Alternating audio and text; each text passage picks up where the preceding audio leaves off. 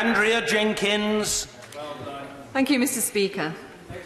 In May last year, as a PPS, I believe I was the first person on the payroll to resign to fight for Brexit. I had deep concerns with how Brexit was being handled, and I felt compelled to resign to fight for the Brexit that I believed in, the Brexit that my constituents and our country voted for. I've been the first to step down, but I was not the last. On both sides of the Brexit debate, we have seen talented, committed and hard-working colleagues resigning due to numerous concerns.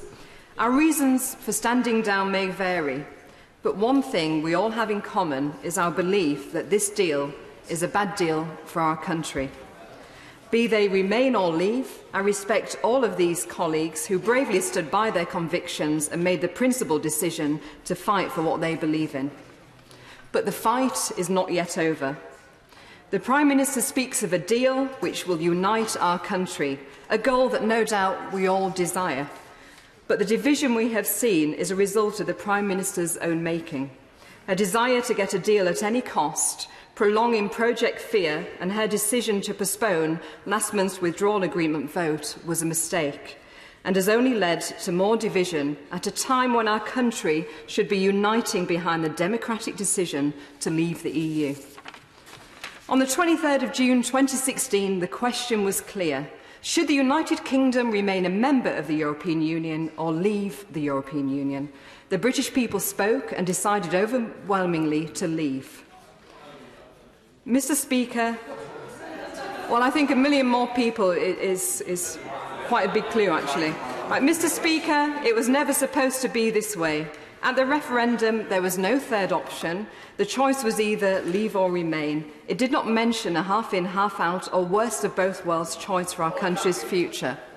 The referendum question said nothing about giving the EU £39 billion of taxpayers' money and getting nothing in return. The referendum question said nothing about a continued role for the European Court of Justice after 2019. And the referendum question said nothing about an Irish backstop and restricting our ability to sign new trade deals. Mr. Speaker, this deal is a sellout to those who voted to leave. And it is therefore impossible for this House to unite around this deal, and it is impossible for our country to unite around a bad deal. At the referendum 2 years ago, the British people spoke, and our objective was clear. As elected members of Parliament, we were asked and tasked with delivering Brexit. Some members thought that the British people would deliver a different result and that they would vote Remain in the referendum, but they didn't. And this is a problem. We have some members across the House who do not accept the result of the referendum, and they are using every opportunity to thwart the will of the British people. Mr. Speaker, it is a sad period in our great Parliament's history when MPs try to overturn the democratic mandate. This is completely unacceptable. After all, it was Parliament that gave the British people the opportunity to have the referendum in the first place. Our great British parliamentary model has been a beacon that has been used as a template in parliamentary democracies across the globe for centuries. Let us not insult our greatest institution or forget that we were elected by the British electorate. We are all Democrats, so let us respect the result. Our British people have spoken, and it's time for us now to deliver. Our people decided to take back control, and they said we should leave. They're still British citizens. Yeah. This was a vote not dictated by fear, but dictated by hope. Hope of a different tomorrow and a new path. Hope of a new system not restricted by the EU's institutions.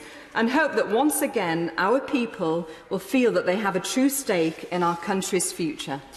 The chance of a global Britain was promised, but this has now been broken.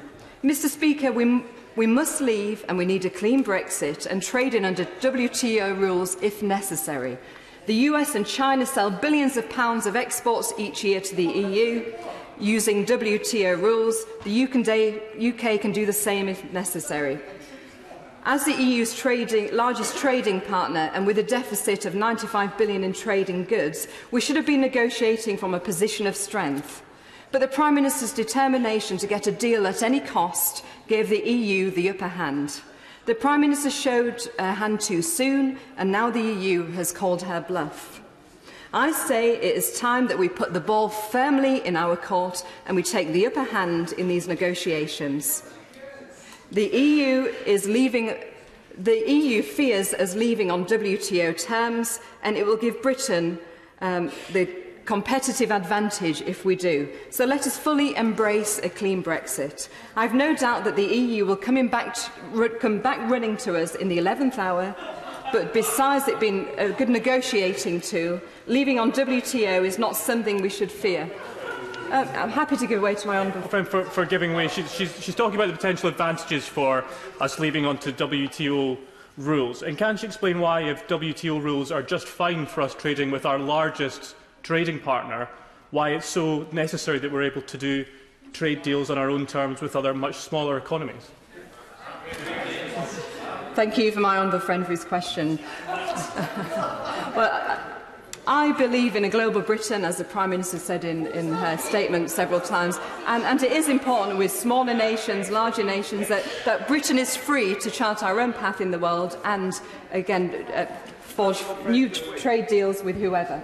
Yes, happy to give. I'm very grateful to my honourable friend for giving way. Now, I know she won't be aware, but in evidence today to the Scottish Affairs Committee, Ryan Scatterty of Thistle Seafoods in the north east of Scotland, representing seafood processors, says that the growing market for their industry is places like Australia.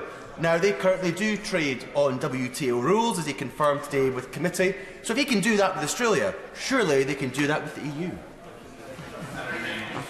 Thank you to my honourable friend. I mean, I was in Kenya with some of our colleagues back in July, and we trade with them. They sell us lots of flowers, which has a short shelf life. They trade with us on WTO rules at the moment, and so we have no problems there. So again, I agree with my honourable friend. I'll give way to my honourable friend, then we'll carry on. My honourable friend agree that we would desire a free trade agreement between the United Kingdom and the European Union? As I said earlier in my speech, we've seen the way the EU negotiate. Look how they did with Greece, etc. They usually come back in the 11th hour. It would be great to have a deal with the EU, but I do not agree with having a bad deal. And as the Prime Minister, a road mantra has been no deal is better than a bad deal, then I would rather leave on WTO. But I thank you, my friend. Now, I need to make some way. Thank you. Right. So I say it's time that we put the ball firmly in our court and now take the upper hand in these negotiations. The EU fear us leaving on WTO terms, as it will give Britain the competitive advantage, so let us fully embrace a clean Brexit. Now, leaving on WTO is not something we should fear. There has been some concern over engineering firms being disproportionately affected by a clean WTO Brexit.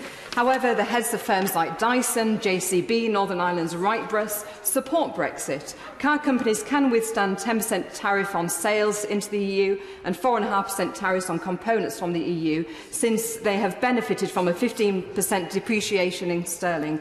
Border checks on the components from the EU will be unnecessary, counterproductive for EU exporters and illegal under WTO rules, which prohibit unnecessary checks. A better deal was available and still is available.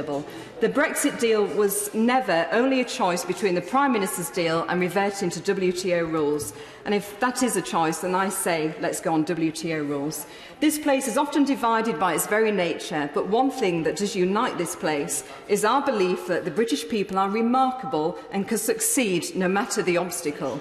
Our great history shows that we can overcome any hurdle and we always triumph. This deal is a submission and the British people should never accept a bad deal. This deal is Remain masquerading as Leave, and it's time entrenched Leave members of this place started believing in Britain and respecting the result of the referendum.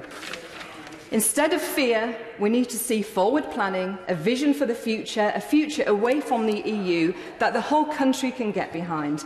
I'm hugely optimistic about our country's future, and there may be difficult times ahead, but we need a leader who can take this great country out into the world and start trading freely around the globe, and a deal that this deal simply does not allow us to do this. Now, in her Lancaster House speech, the Prime Minister said, A global Britain must be free to strike trade agreements with countries from outside the EU too. The great prize for this country, the opportunity ahead, is to use this moment to build a truly global Britain, a country that reaches out to old friends and new allies alike, a great global trading nation and one of the firmest advocates for free trade than anywhere in the world. Mr. Speaker, this was a vision for Brexit that many of us had. But the Prime Minister's deal will not allow this to happen. I therefore urge colleagues across the House to reject the Prime Minister's deal. Let us stand up for democracy, let us restore faith in our electorate, and let us now deliver on our promises to our great British public. Thank you.